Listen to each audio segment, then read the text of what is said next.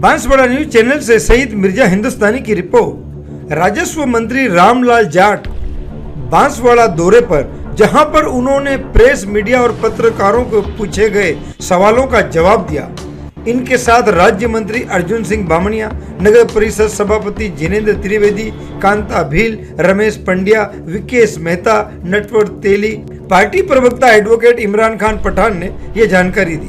कुकुटशाला वाला जो प्रकरण आया वो तो पहले ही भाजपा के टाइम मुख्यमंत्री जी ने जो फैसला किया था जन सुनवाई में,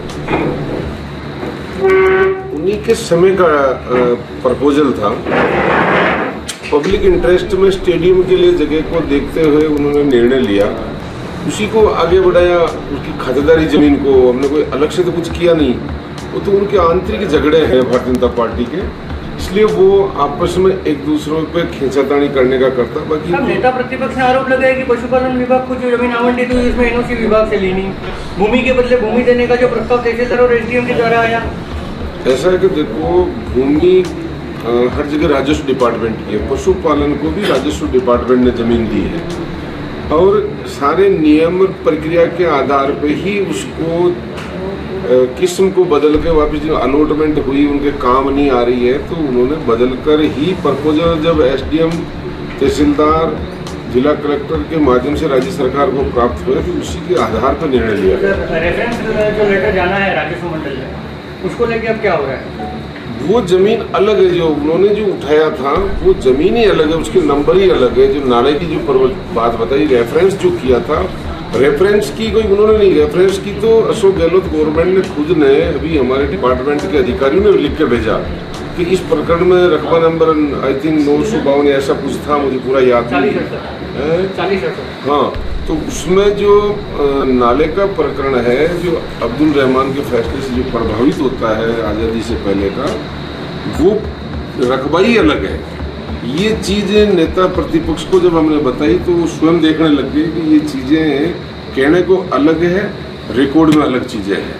कतई उसमें कोई ऐसी चीज़ नहीं हुई। फिर भी उन्होंने कहा तो जो रेफरेंस दर्ज तहसीलदार ने करवाया तो उसका फैसला रेवेन्यू बोर्ड के आधार पर होगा, तो उसमें तो कोई हमारा इंटरफेयर रहता नहीं। रेवेन्यू बोर्ड में एक जुडिशियल प्रक्रिया के आधार पर होगा।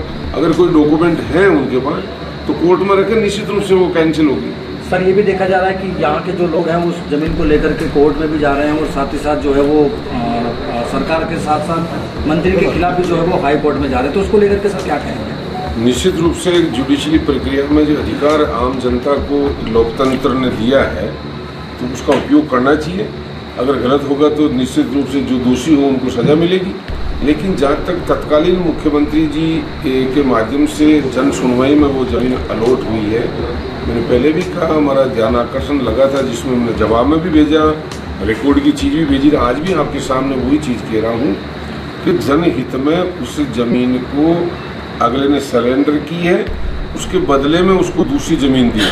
फिर भी हमने कहा उसमें अगर कहीं अनियमितता है आप कागज दीजिए, हम जांच करा कर पूरी तरीके से उस पर पारदर्शिता से काम करेंगे। सर, मुख्यमंत्री जी की जो यात्रा चल रही है उसमें अभी भी सचिन पायलट से दूरी बना रखी है, तो चुनाव का टाइम बहुत कम है, तो ऐसे के अंदर किस प्रकार? ये तो उन्हीं को पूछिए साहब, दूरी कहीं है नहीं, कांग्रेस सारी एक है।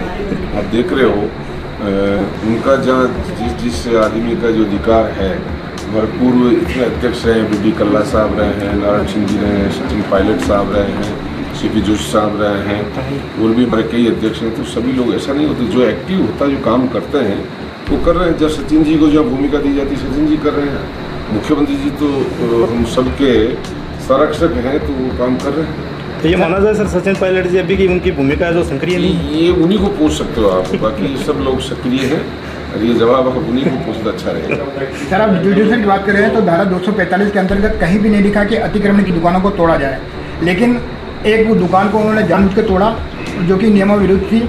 और उसके संबंध में मैंने जब मंत्री जी से मिला तो मंत्री जी ने कहा कि आप अपने स्तर पर बात कर लीजिए, आप खुद लोग पत्रकार हैं।